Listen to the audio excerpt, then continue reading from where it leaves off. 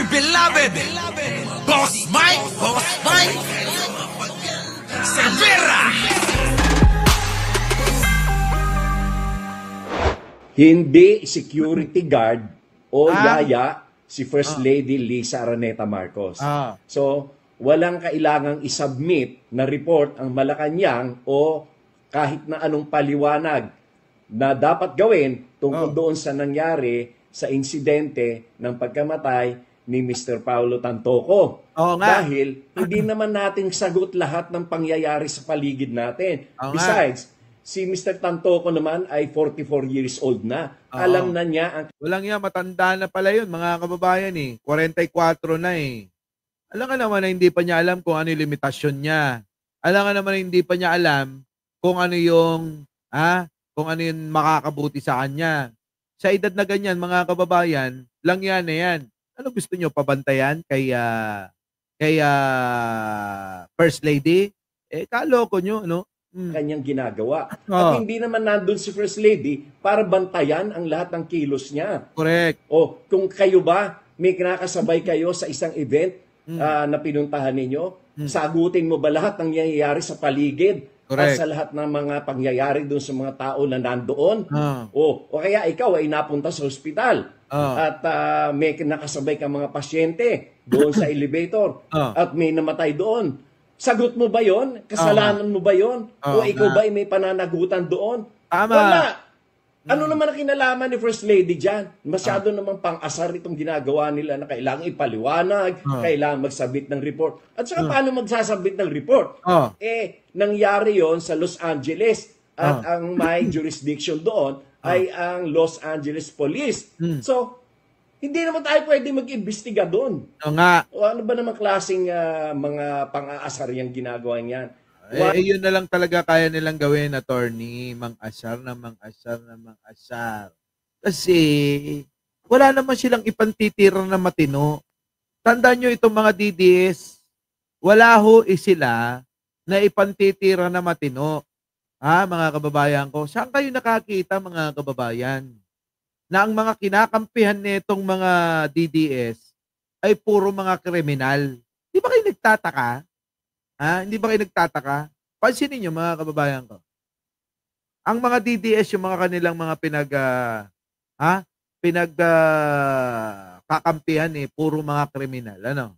Sa bagay, matagal ko na sinasabi ito at matagal ko nang napapansin din na ang grupo ng mga DDS, puro mga kriminal kita nyo.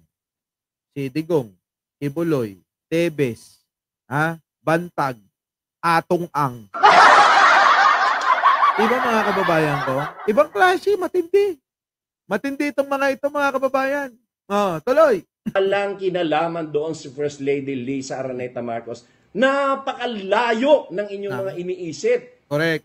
Magsasabit ng report? Para saan? May report na nga yung coroner's report. Ang sabi, Mr. Paulo Tantoco died of accident due to overdose. Nagkaroon siya ng heart attack. So, ano naman ang kinalaman ni Madam Lisa doon? Napakalayo. Sobra-sobra namang pang-aasar yan. Kung kayo sisihin ko sa lahat ng mga pangyayari, pati yung aso ng kapitbahay nyo namatay dahil kasi kapitbahay kayo. O kaya may namatay na kababayan kayo, sisihin ko kayo. Namatay yung kababayan nyo kasi kababayan kayo, dapat kayo sisihin. Ganun ba yun? Nasa na yung logic? Walang logic yung mga yan. Ano ba? Nagalit tuloy si Larry Gadon, mga kababayan. Wala naman logic yung mga DDS . Di po ba? Ang system nila, mga kababayan, yung gumawa ng mga fake newsan para makapanira kay Pangulong Bongbong at makapanira kay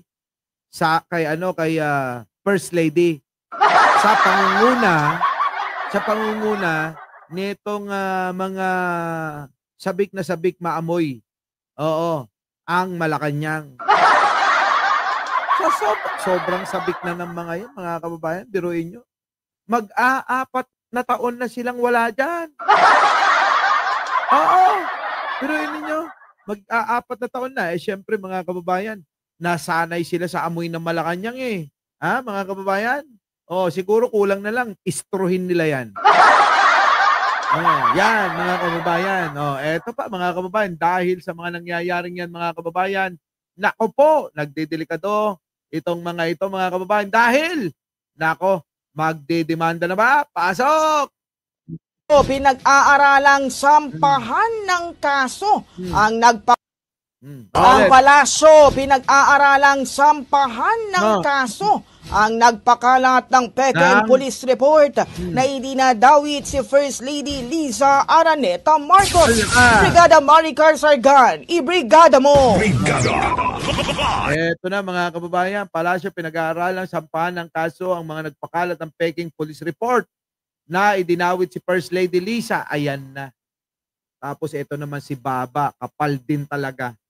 Tiruin ninyo, magpapaimbestiga dahil sa peke na police report na yan, mga kababayan. Saan ka naman nakakita ganyan? Ikaw naman, Baba.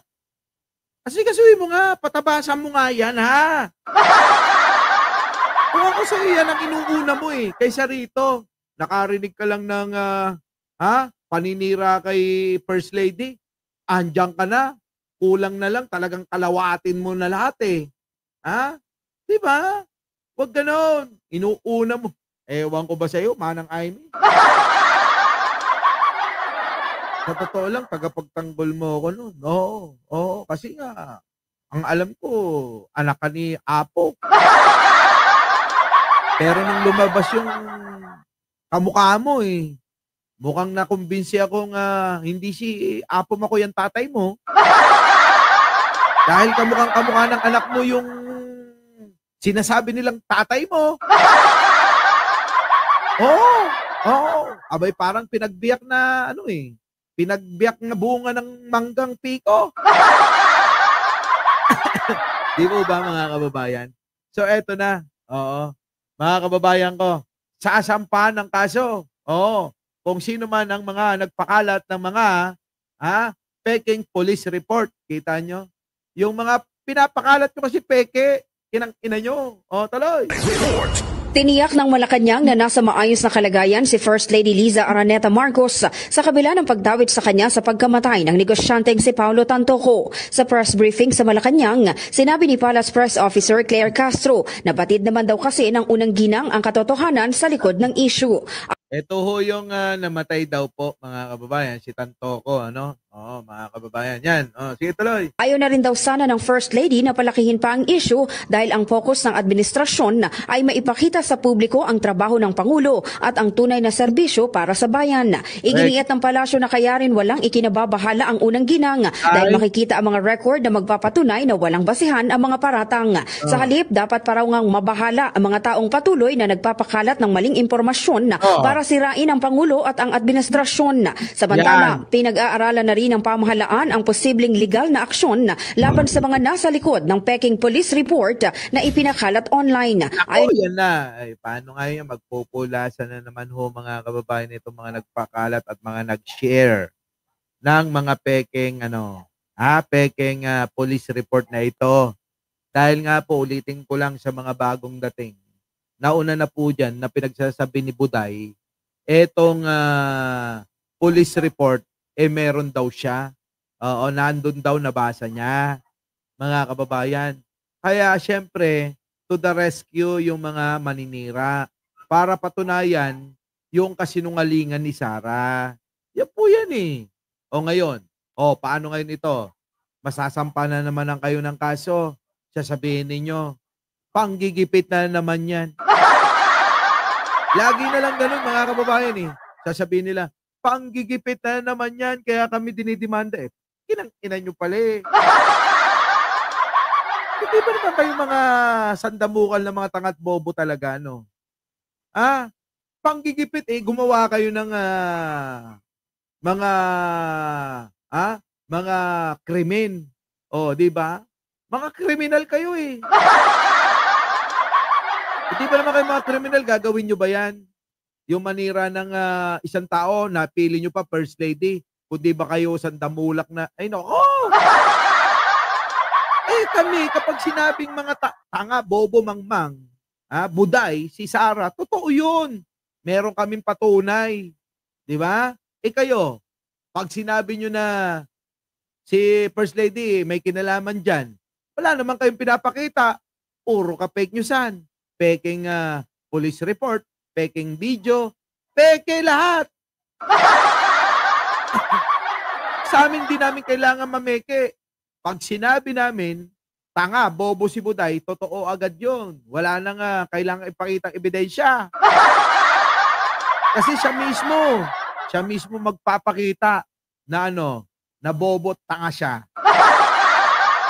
Kay Castro, mukhang napapanahon ang pagsasampa ng kaso dahil hindi dapat hayaang mamayani ang kasinungalingan, lalo na kung ito'y nanggagaling anya sa ilang kasapi ng media na maaaring paniwalaan ng publiko at magdulot ng maling impresyon. Ayan, kita nyo, hindi daw palalagpasin ito, mga kababayan, sapagkat nga ito ay talagang, alam nyo makakapagdulot. Kita nyo, nagkagulo-gulo.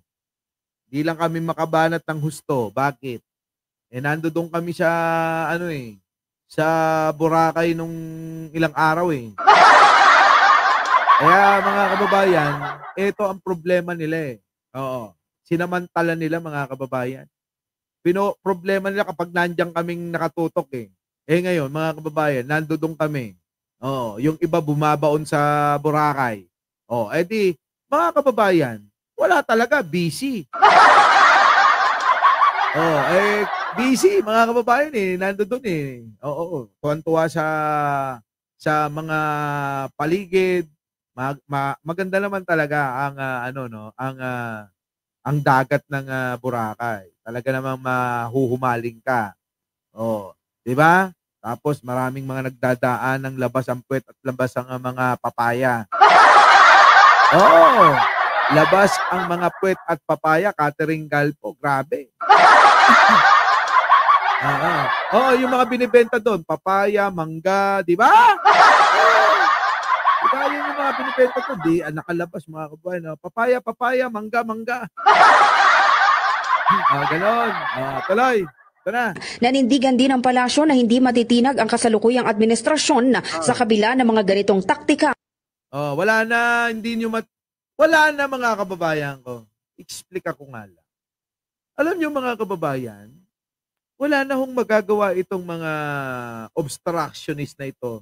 Itong kampo ni Digong na talagang hirap na manira kay Pangulong Bongbong Marcos. Wala na Ano pa magagawa ninyo?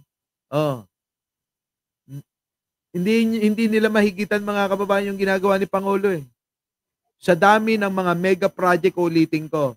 Sa dami Sa dami ng mega project ni Pangulong Bongbong Marcos, mga kababayan ko, hindi na nila alam kung paano pa ito tatapalan. Dahil tumatatak na po sa madlang people yung mga proyektong ginagawa. Mega project, mga kababayan. Di po ba? Kaya ang kailangan lang yung kanilang number 1 na propaganda. Ikonekta ang First Lady, si Pangulong Bongbong, sa droga. Yan yung number 1 nilang propaganda na may click sa masa Yung mga gera-gera, hindi tinanggap ng tao.